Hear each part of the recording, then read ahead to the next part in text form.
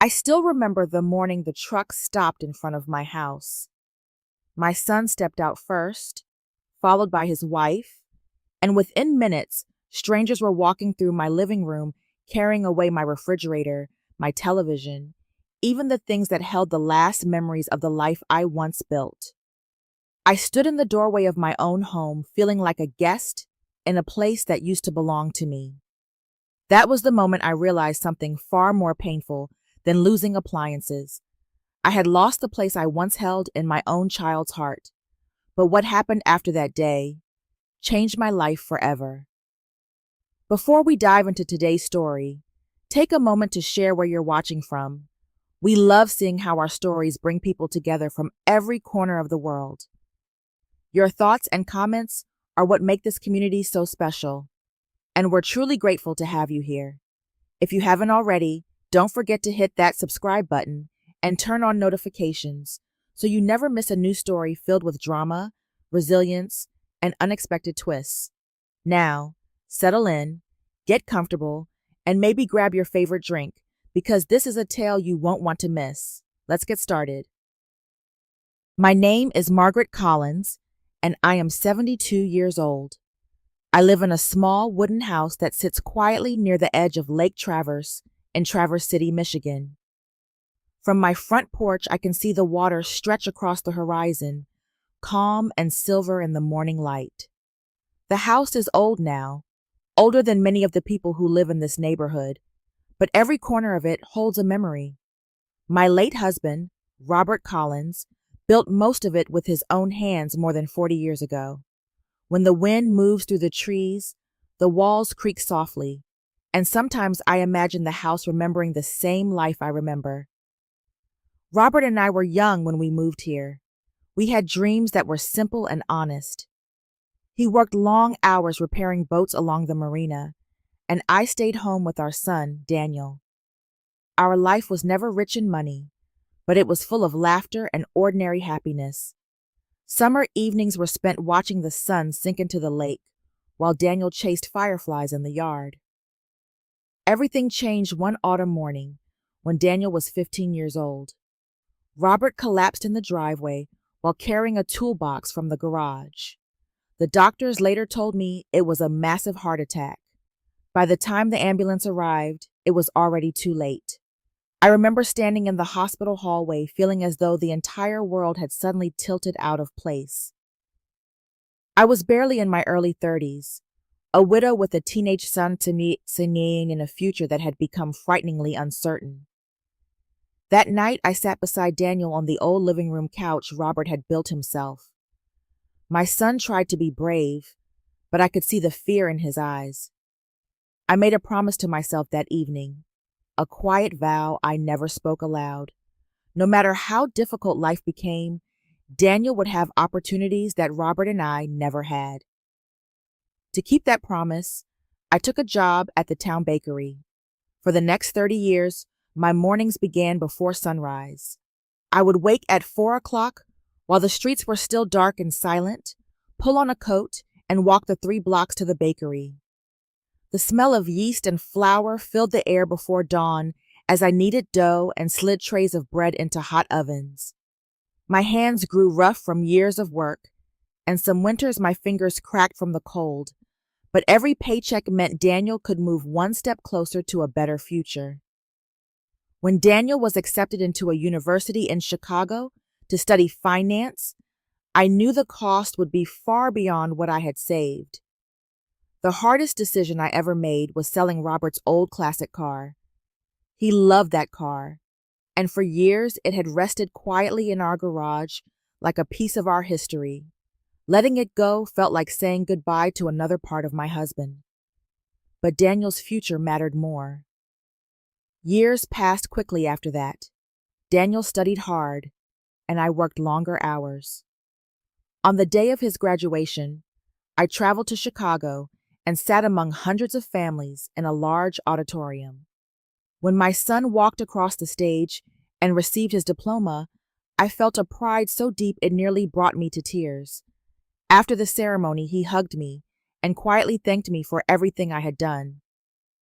At that moment, I believed our hardest days were finally behind us. If you're still watching and already feeling the weight of what just happened, comment number 1 below so I know you're here with me. Because what happened next in my own home made that moment look almost small. Now, let's move on to chapter 2. Several years passed after Daniel graduated from university in Chicago. At first, life seemed to settle into a comfortable rhythm. Daniel found a job with a financial consulting firm in the city, and whenever I spoke about him to neighbors in Traverse City, I felt a quiet pride warm my chest. My son had built a life far bigger than the one Robert and I had known. During those early years, Daniel still came home often enough. Sometimes he visited during holidays, sometimes during a quiet summer weekend. Each time I heard his car pull into the gravel driveway, the house seemed to breathe again. I would hurry to the kitchen to warm the oven and prepare his favorite meals.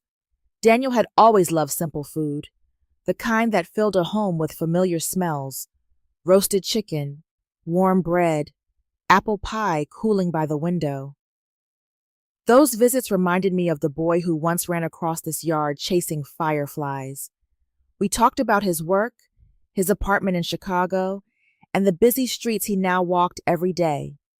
I listened carefully, trying to imagine the world he now lived in. But slowly, the visits became less frequent. At first, it was only a small change. Instead of visiting every few months, Daniel would come only once or twice a year. His phone calls became shorter. Sometimes a week would pass, then 2, before I heard his voice again. Whenever I asked if everything was all right, he reassured me that work simply kept him busy. I tried not to worry. After all, adulthood carries responsibilities. I reminded myself that Daniel had worked hard to build a career. Distance between parents and children is natural once life begins moving forward. One afternoon in early spring, Daniel called unexpectedly. His voice sounded brighter than usual, almost excited. He told me he planned to visit that weekend and wanted me to meet someone important. After the call ended, I stood quietly in the kitchen for a long moment. I did not need to ask who that someone might be. Mothers recognize these things without explanation. I spent the next 2 days preparing the house. I cleaned every room carefully, polished the dining table Robert had built years ago, and baked a fresh apple pie. I wanted Daniel to feel the warmth of home when he walked through the door. When Saturday afternoon arrived, I heard a car pull into the driveway. Through the window, I saw Daniel step out of the driver's seat. On the passenger side, a tall young woman followed him. Daniel introduced her as Brittany Lawson. From the moment Brittany entered the house, I sensed a quiet difference between us. She was dressed in elegant clothes that seemed more suited to a fashionable restaurant than a lakeside town. Her hair was styled perfectly, and everything about her carried the confidence of someone who had always lived among bright city lights. As she stepped into the living room, her eyes moved slowly around the space. She studied the wooden walls, the worn furniture, and the simple decorations that Robert and I had collected through the years. I offered her coffee and a slice of pie. She thanked me politely, though her smile felt distant. During the afternoon, Brittany spoke about Chicago, about restaurants and busy streets and new apartment buildings rising along the skyline. She mentioned that small towns felt quiet compared to city life. Daniel laughed softly beside her, though the sound felt different from the easy laughter I remembered. For the first time, I noticed something in my son that I had never seen before. He looked slightly uncomfortable inside the house that had once been his home. The feeling passed quickly, and the afternoon continued with polite conversation. Yet, as I watched Brittany glance around the room again, I sensed a subtle shift I could not fully explain. Sometimes the course of a life changes in moments that seem small at first. When Brittany Lawson walked through my front door that day, something in our family quietly began to change. If you're still here, and the story is starting to make you wonder how things could get worse, Comment number 2 below to let me know you're following along. What happened next changed the direction of my life in a way I never expected. Now, let's move on to chapter 3. Several months passed after the afternoon when Daniel introduced me to Brittany Lawson. At first, I tried to believe that everything would eventually settle into a comfortable rhythm.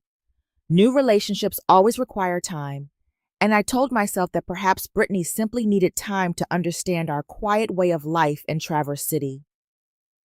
But as the seasons changed, I began to notice that Daniel himself was changing. The phone calls that once came every week slowly became less frequent. When he did call, his voice sounded hurried, as if his thoughts were already somewhere else. Our conversations grew shorter. He spoke mostly about work, about meetings, about how busy life in Chicago had become. I always told him I understood. Still, after each call ended, the silence inside my house seemed heavier than before. My days continued with the same routine I had followed for years. I still woke early and walked to the bakery before sunrise. The smell of warm bread and cinnamon filled the kitchen as I worked beside the ovens. The job kept my hands busy, but it did not quiet my thoughts. In the evenings, I often sat on the porch overlooking Lake Traverse. The water moved slowly beneath the fading light, and sometimes I watched the road leading to my driveway longer than I meant to, half expecting Daniel's car to appear. Occasionally he did visit, though not as often as before. And when he came, Brittany was always with him. Their visits felt different from the easy weekends Daniel and I used to share. Brittany usually arrived with a tight schedule. She spoke about restaurants they wanted to try in Chicago or events they needed to attend in the city. Their stays rarely lasted more than a day or two. During those visits, Brittany often looked around the house the same way she had on the day we first met. Her eyes moved slowly across the wooden floors, the old furniture, and the shelves of photographs that held pieces of Daniel's childhood. One afternoon, she stood by the living room window and commented that people who succeed in large cities rarely return to small towns for long. Her tone sounded casual, but the meaning behind it was difficult to ignore. Daniel responded with an awkward laugh. He did not disagree with her. That silence hurt more than the remark itself. As time passed, I began noticing small conversations between them when they thought I could not hear. Brittany often spoke about independence and how important it was for Daniel to focus on building his future. She suggested that people sometimes hold on too tightly to the past. I tried not to listen. A mother learns early that some worries only grow larger when examined too closely. Then one weekend, Daniel called to say he had planned to visit but needed to cancel. He explained quickly that work responsibilities had changed his schedule and that he might travel the following week. The call lasted only a few minutes. Afterward, I sat at the kitchen table staring at the phone long after the line had gone silent. Later that week, I ran into an old family friend at the grocery store. During our conversation, she mentioned seeing Daniel and Brittany recently while visiting Chicago. She said something curious, almost as an afterthought. Apparently, Brittany had transferred the ownership of Daniel's car into her own name while arranging paperwork for their new apartment. The detail unsettled me in a way I could not explain. It was not my place to question my son's decisions, yet something about it felt wrong. That evening, I sat again on the porch watching the lake grow dark. For the first time, I allowed myself to wonder whether Daniel's distance came from the natural course of life or from a quieter influence guiding him away from home. If you're still watching and beginning to see how deep the betrayal really went, comment number 3 below so I know you're with me. Because the next decision I made nearly destroyed everything I had left. Now, let's move on to chapter 4. Several weeks passed after I learned about Brittany transferring Daniel's car into her own name. I told myself it was not my place to question the decisions my son made in his own life. Daniel was a grown man now, living in a city far away from the quiet lakeside town where he had grown up. Still, The information stayed in the back of my mind like a small stone in a shoe, impossible to ignore no matter how much I tried. During that time, the distance between us seemed to grow even wider. Sometimes 2 or 3 weeks would pass without a single call. When Daniel did phone me, our conversations felt rushed. His voice often carried the sound of traffic or other people speaking nearby, reminders that his world had become busy and crowded. I continued my daily routines, waking early and walking to the bakery before sunrise. The work helped pass the hours, but the evenings felt longer than they used to. After dinner, I often moved slowly through the rooms of the house, straightening things that were already neat. Every object inside those walls carried a memory. The kitchen table still held faint scratches from when Daniel had done homework there as a boy. The refrigerator hummed quietly in the corner, the same one Robert and I had purchased nearly 20 years earlier after the old one finally gave out. One evening in late autumn, the telephone rang while I was washing dishes. I dried my hands and answered quickly, hoping it might be Daniel. It was. His voice sounded polite but distant, almost formal in a way that immediately made me uneasy. He told me that he and Brittany had begun the process of buying a new house outside Chicago. According to him, it was a large place with several bedrooms and modern features. At first, I felt a warm happiness for him. A new home sounded like the beginning of an exciting chapter in his life. I imagined Daniel building a family there someday, filling those rooms with laughter. But as he continued speaking, the conversation shifted. Daniel explained that purchasing a house required careful planning. Brittany had been reviewing their expenses and calculating how much money they would need to furnish the property. Then he asked a question that caught me off guard. He wondered whether I still used all the appliances and furniture inside my house. For a moment, I did not understand why he was asking. I explained that I lived simply but used everything regularly. There was a brief silence before Daniel spoke again. He said that if I did not mind, it might help them greatly if they could take several items from the house. He mentioned the refrigerator, the washing machine, the oven, and some of the older furniture in the living room. His words felt strangely heavy. Those were not simply appliances to me. Robert and I had bought them during different stages of our life together. I remembered the summer afternoon when we purchased the refrigerator while Daniel waited in the car eating melting ice cream. The washing machine replaced one Robert had repaired again and again before finally admitting it could not last forever. I tried to explain these memories gently. Daniel listened, but his reply remained practical. He said I lived alone and probably did not need such large appliances. Using them in their new house would save them money during an expensive move. I stood in the quiet kitchen holding the phone while my thoughts struggled in two directions. Part of me wanted to refuse. Another part feared that refusing might make my son believe I cared more about objects than about helping him begin his new life. After a long pause, I told Daniel he could take whatever he and Brittany needed. When the call ended, I remained standing in the kitchen. The refrigerator hummed softly beside me, and the house felt unusually silent. If you're still here and curious about whether things would ever turn around, comment number 4 below to let me know you're still following the story. The next chapter is where everything finally reaches a breaking point. Now, let's move on to chapter 5. The morning Daniel came with the truck began like any other autumn morning in Traverse City. The air carried the cool scent of fallen leaves, and the lake beyond my yard lay still beneath a pale gray sky. I woke early, made a simple breakfast, and sat at the kitchen table watching the faint light spread across the water. For a short while, everything felt ordinary. I had almost convinced myself that Daniel might change his mind about taking the appliances. Perhaps he had realized how unnecessary it was. Perhaps Brittany had found newer things for their house in Chicago. But just after 9 o'clock, I heard the sound of a large engine approaching along the quiet road that led past my property. At first, the noise seemed distant, like a delivery truck passing through town.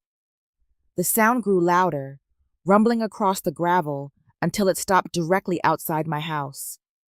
I stood slowly and walked toward the front window. A large moving truck sat in the driveway. Even before I saw Daniel step down from the driver's side door, I knew why it had come. Daniel climbed out first. Brittany followed a moment later from the passenger side, dressed neatly despite the cool weather. Two men emerged from the back of the truck, carrying thick straps and metal dollies used for lifting heavy furniture. For a moment, I remained standing by the window, gathering the strength to open the door. When I stepped outside, Daniel greeted me with a brief hug. It was polite but quick, the kind of embrace people give when they feel uncertain about staying too long. Brittany offered a small smile and glanced toward the house. The workers wasted little time. They walked inside, carrying their equipment while Brittany followed them, pointing toward the kitchen. Her voice carried the tone of someone explaining a simple task. Within minutes, the refrigerator was unplugged. The familiar humming sound that had filled my kitchen for years faded away as one of the men rolled the appliance forward. I stepped aside while they carefully maneuvered it through the doorway. Watching it leave the house felt strangely personal. I remembered the afternoon Robert and I had purchased that refrigerator during a hot summer many years ago. Daniel had been a boy then, waiting impatiently in the car while we finished the paperwork. The workers moved efficiently. After loading the refrigerator onto the truck, they returned for the washing machine. Metal tools scraped lightly against the floor as they disconnected hoses and lifted the heavy machine onto a dolly. Brittany observed the process with calm satisfaction. At one point, she commented that the appliances would fit perfectly in their new kitchen. Her words sounded practical, almost cheerful. Daniel stood nearby, shifting his weight from one foot to the other. He helped occasionally, but avoided looking directly at me. The distance in his eyes felt greater than the miles between Michigan and Chicago. Soon the oven was removed as well. Finally, the men carried out an old wooden armchair that had once belonged to Robert. He had built it himself during a long winter evening while Daniel and I watched television in the living room. I stood near the doorway while they worked, saying very little. When the last piece of furniture disappeared into the truck, Daniel walked over and thanked me for helping them start their new life. His voice sounded sincere, but strangely formal. A few minutes later, the engine started again.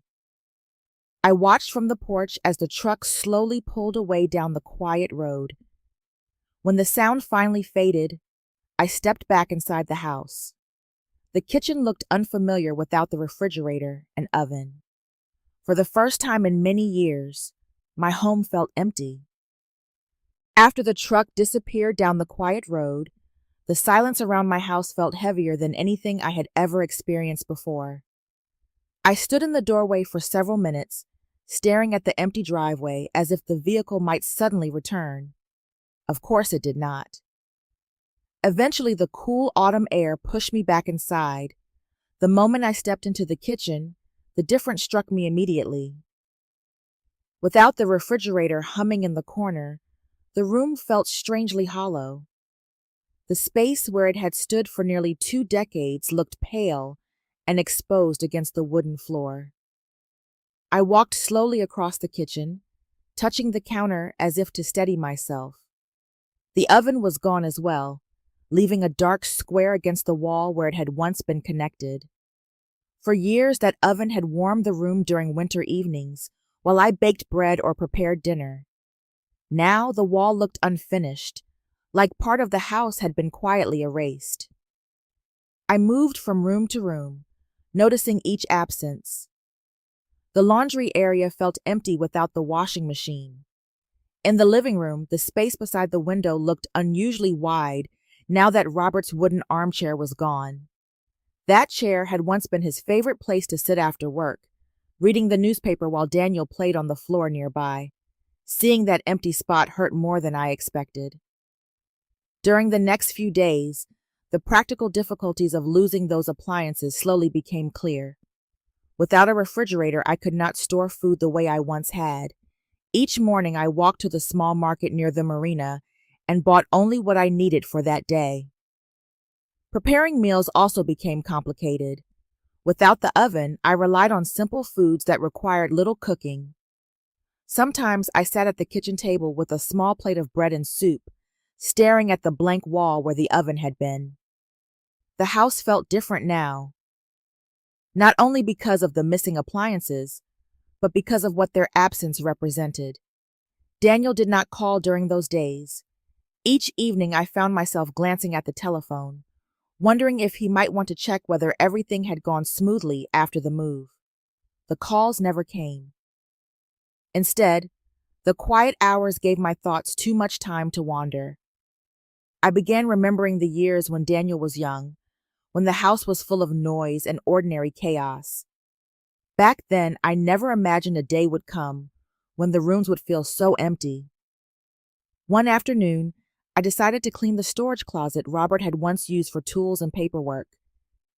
The small room had not been organized for years, and sorting through it seemed like a good way to keep my mind busy. Dust rose from the boxes as I carried them into the living room. Inside one of the older containers, I found folders filled with documents Robert had carefully stored long ago. Most of the papers were familiar: repair receipts, insurance forms, and old tax records. Then I noticed a sealed envelope I did not recognize. Curious, I opened it and began reading the documents inside. They described a piece of land Robert had purchased many years before his death. The property was located on the far side of Lake Traverse, several miles from my house. I sat quietly while reading each page. According to the paperwork, the land had remained registered under Robert's name all these years, which meant it might now belong to me. The discovery left me confused and uncertain. I had never heard Robert mention buying land near the lake. For a moment, I wondered if it might simply be a forgotten plot with little value. Still, the documents appeared official. That evening, I placed the papers carefully on the kitchen table and decided I would visit a lawyer in town the following day. Someone needed to explain what those documents truly meant. For the first time since the truck left my driveway, a small question about the future entered my mind. If you're still watching and wondering whether forgiveness is even possible after everything that happened, comment number 6 below so I know you're still here. What happened next forced a choice that changed everything. Now, let's move on to Chapter 7. The morning after I discovered the documents in Robert's old storage box, I woke earlier than usual. The house was still quiet, the lake outside my window barely visible through the pale mist rising from the water. I sat at the kitchen table for a long time, looking at the envelope that held the papers I had found the night before. Part of me wondered whether I should simply place them back in the closet and forget about them. Robert had been gone for many years, and perhaps the land mentioned in those papers meant nothing now. But curiosity eventually overcame hesitation. By mid-morning, I walked into town toward a small law office near the center of Traverse City. The building stood between a bookstore and a cafe overlooking the marina. I had passed it many times over the years, without ever imagining I might one day walk through its door. Inside, the receptionist greeted me kindly and directed me to a quiet office where a lawyer reviewed the documents I had brought. I sat across the desk watching his expression as he studied the pages carefully. After several minutes, he looked up and explained that the paperwork was completely valid. Robert had indeed purchased a piece of land on the far side of Lake Traverse more than 30 years ago. According to the records, the property had remained registered under his name since that time. Because Robert had never sold it, the ownership had legally passed to me after his death. The information alone surprised me, but what the lawyer explained next surprised me even more. Over the past few years, several companies had begun investing in the area around the lake. The natural shoreline and scenic views had attracted developers who wanted to build tourist lodges and vacation properties. As a result, the value of land around the water had increased dramatically. The parcel Robert had purchased happened to sit directly within one of the most desirable sections of the shoreline. The lawyer explained that if the property were sold today, it might be worth several $1,000,000. For a moment, I could not respond. My mind moved back through the years, imagining Robert quietly signing those papers long ago without telling me. Perhaps he had intended it as an investment for the future. Perhaps he simply saw an opportunity and decided to take it. Either way, it felt as though he had reached forward through time to protect me once more. Before I left the office, the lawyer mentioned that a local development consultant had been studying many of the properties near the lake. That consultant might help explain the options available to me. The name he mentioned stopped me for a moment. Thomas Bennett. I had not heard that name in decades. Thomas and I had known each other when we were teenagers growing up in Traverse City. Long before I married Robert, Thomas had been a quiet young man who spent his afternoons sketching buildings and dreaming about becoming an architect.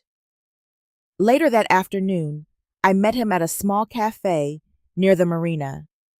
Time had changed his appearance, but I recognized him almost immediately. His hair was now silver, and lines marked the corners of his eyes, yet the calm kindness in his expression remained familiar. Thomas listened carefully as I explained how I had discovered the land in Robert's papers.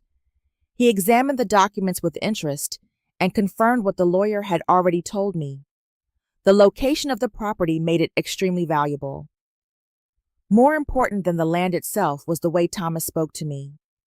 His voice carried patience and genuine concern, something I had not felt from anyone in a long time.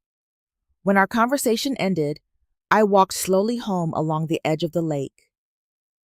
The evening sun reflected across the water, and for the first time in many weeks, the future did not feel quite so empty. Several months passed after my first meeting with Thomas Bennett at the cafe near the marina. During that time, life slowly began to feel less uncertain. Thomas visited occasionally to discuss the parcel of land Robert had purchased many years earlier. He brought maps, sketches, and reports about the surrounding properties near Lake Traverse. Most of our conversations took place at my kitchen table. The room still felt incomplete without the appliances Daniel had taken, but the quiet no longer carried the same heaviness it once had. Thomas spoke patiently about the possibilities for the land. He never pressured me to make decisions, and that alone made the discussions feel comfortable. I appreciated the way he listened. For the first time in a long while, I felt as though my thoughts mattered to someone. The autumn months gradually gave way to early winter. One gray afternoon, while I was sweeping the porch, I heard the sound of a car turning into the driveway. The engine rattled slightly, a rough sound unlike the smooth vehicles that usually passed along our road.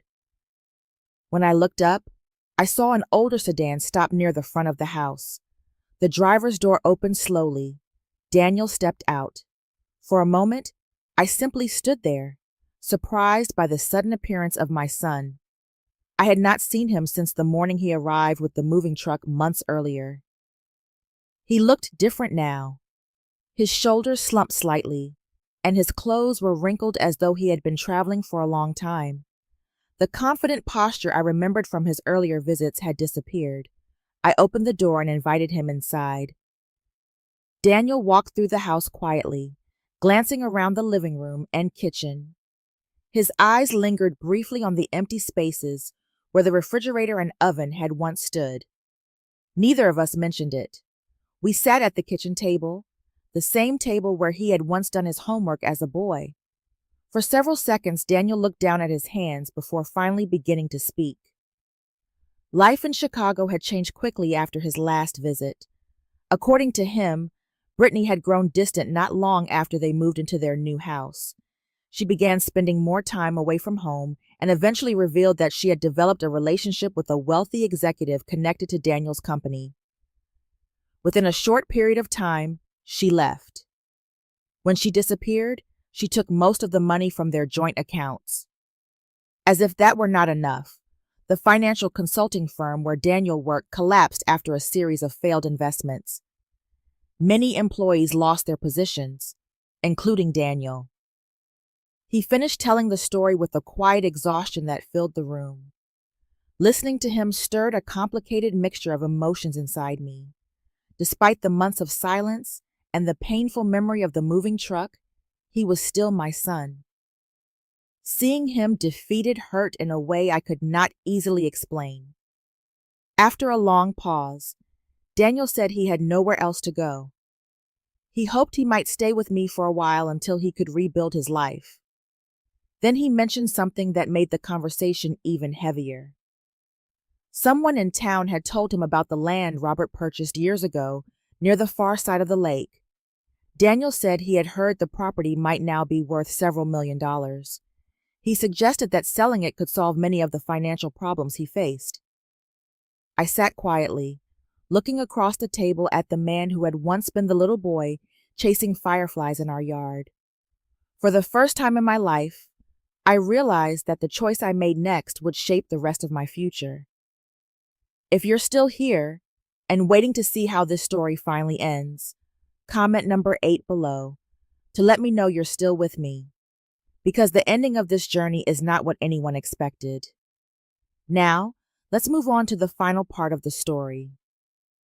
Daniel and I sat across from each other at the kitchen table for a long time after he finished speaking.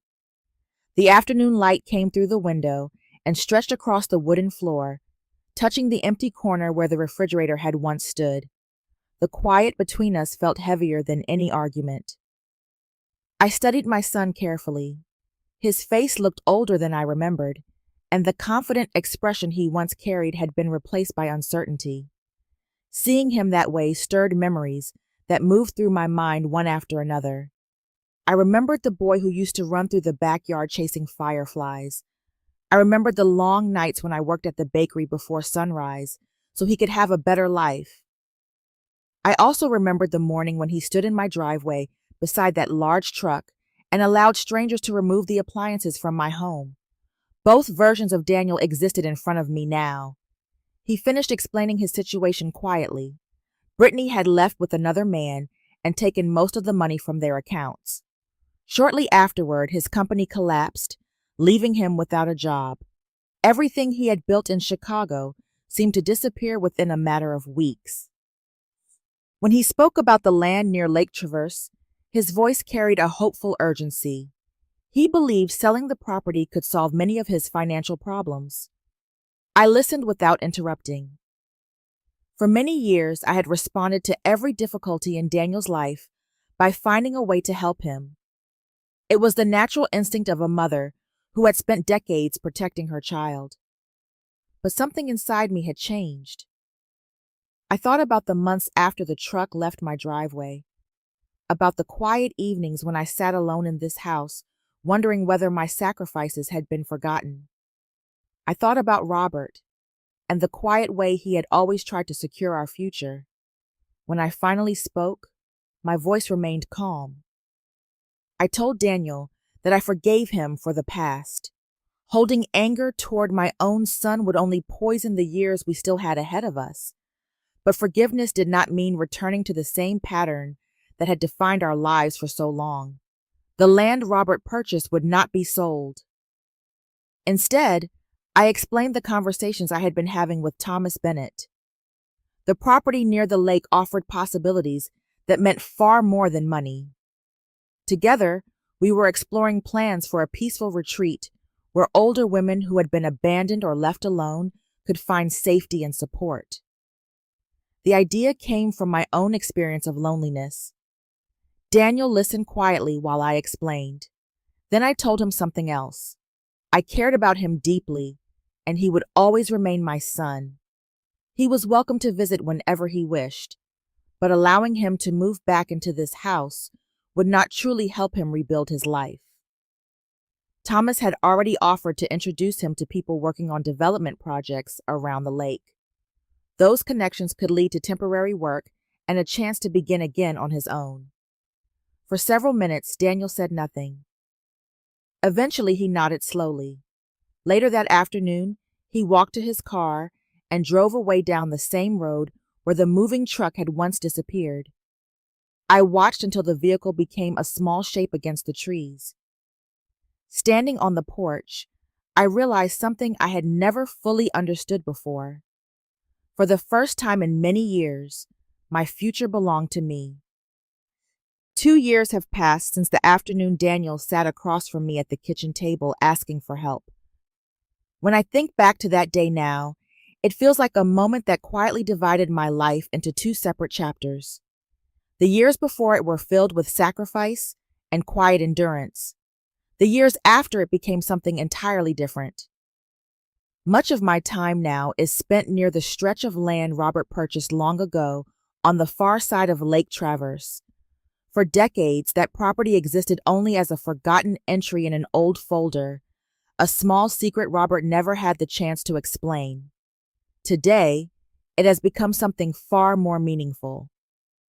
Working together with Thomas Bennett, we transformed the land into a peaceful lakeside retreat designed for women who have reached later years of life without the support they once expected. Several modest cottages now stand among the tall trees near the water. Walking paths wind through the grass toward the shoreline, where the lake reflects the sky in endless shades of blue and silver. The retreat was not built simply as a business. It was built as a place where women who feel forgotten can rediscover a sense of dignity and belonging. Sometimes when I walk through the property in the early morning, I imagine Robert watching quietly from somewhere beyond the lake. I like to believe he would be proud of what his small investment eventually became. During the months we spent planning the retreat, Thomas and I worked closely together. What began as practical meetings about land and construction slowly grew into a friendship built on patience and understanding. Thomas has a steady way of listening that makes people feel safe sharing their thoughts. Over time, that friendship deepened into something neither of us had expected at this stage of our lives. Last spring, we married in a small ceremony beside the lake. The day was simple and peaceful. A few neighbors attended, along with several women who had already begun staying at the retreat. Standing there with the water shining behind us, I felt a sense of calm I had not known for many years. Daniel's life also began to change after he left my house that afternoon. Through Thomas, he found work helping with development projects near the lake. The work was difficult and far removed from the office career he once had in Chicago, but it slowly gave him a chance to rebuild his confidence. He visits occasionally now. Our conversations are quieter than they once were, but they carry a new honesty that did not exist before. As the sun sets across Lake Traverse each evening, I often stand near the shoreline watching the light fade across the water. There was a time when I believed the day the truck carried away my appliances marked the end of everything I had built. Now, I understand it was only the beginning. Sometimes life takes away the things we believe we cannot live without. In those moments, it may feel as if everything we built has collapsed. But time has a quiet way of revealing that loss is not always the end of the story.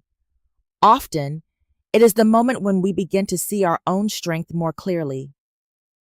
Every difficult experience carries a lesson about dignity, boundaries, and the importance of valuing ourselves. No matter our age or the mistakes of others, it is never too late to rebuild a life filled with meaning, peace, and respect. New beginnings can appear when we least expect them, often growing from the very moments that once felt like our greatest defeat. Thank you for spending this time listening to the story. If it touched you in any way, feel free to share your thoughts in the comments. Do not forget to like the video, subscribe to the channel, and follow along for more meaningful stories ahead.